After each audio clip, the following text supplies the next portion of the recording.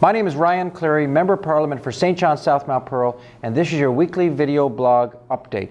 I arrived in Ottawa a little late this week. Actually, I was lucky to arrive at all. On Sunday evening, while driving through Terra Nova National Park on the way to Gander International Airport, I struck a moose. I struck a moose head on. It tumbled over the bonnet of the four-door Jeep I was driving and somersaulted over the windshield. My only thought was that if this moose comes through the windshield, I'm dead. Anyway, I was lucky enough that it tumbled over the windshield, like I said. The weather conditions on Sunday evening, obviously it was dark, it was misty, and it was foggy. The speed limit in Terra Nova is 90. I was driving between 75 and 80. I was driving too fast. So I have two recommendations. A, don't drive at night if you can avoid it.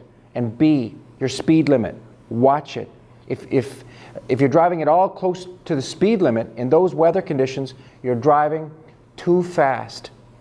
On another note, the reason why I was driving to Gander International Airport is because myself and Jack Harris, the NDP MP for St. John's East, we haven't been using St. John's International Airport, and that's because we don't want to cross the picket lines at the airport.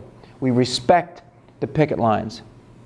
I'm going to continue to drive to Gander. That's not going to change. I'm not going to cross those picket lines. Standing up for the people, for the workers on the picket line is a matter of principle. In the House of Commons, when we stand on our feet as the official opposition, as New Democrats, we talk about standing up for workers, for families, for Canadians. When we walk outside the House of Commons, we've got to stand up for them as well. So it's a matter of principle. Driving to Gander won't change. I'm also the critic for the Atlantic Canada Opportunities Agency. And the big news this week in terms of ACOA is the fact that spending for loans for Atlantic Canada businesses last fiscal year was down by 25%. And the minister responsible, when I asked him about that in the House of Commons, talked about how we should be good with that because so much money is being spent on the shipbuilding contract for Halifax. Now that contract is a wonderful thing, but it doesn't replace the work that ACOA does and the funding that it provides, the critical funding that it provides for Atlantic Canada businesses. There isn't much money for loans, but I can tell you this, with ACOA funding, there's always money for conservative patronage. Let's play the clip from the House of Commons. St.John, South Mount Pearl. Mr. Speaker, funding for East Coast businesses from the Atlantic Canada Opportunities Agency declined by a whopping 25% last year alone. 25%. Businesses in Atlantic Canada haven't suddenly lost their need for support. The Conservatives have lost their willingness to support Atlantic Canada, except, of course, when it comes to the patronage trough. Mr. Speaker, why are the Conservatives leaving the East Coast behind? Why isn't this government committed to ACOA? The Honourable Minister for ACOA. I mean, the honourable member is wrong and fear-mongering.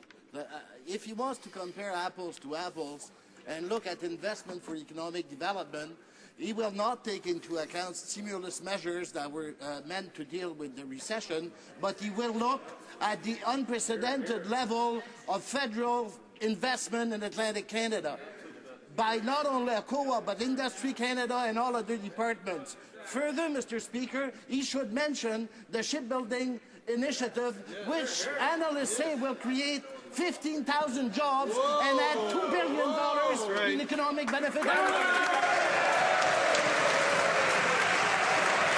I end off this week with two words: Peter Penashue. The scandal surrounding his election spending just continues to grow. That's not good for Labrador, and it's not good for Newfoundland. In a second, you're going to see my email address, and you're more than welcome to send an email to my account and let me know what should happen with Peter Penashue. What should happen in this case? What should he do? There are calls for his resignation. There are calls for a deeper investigation by Elections Canada. What do you think should happen?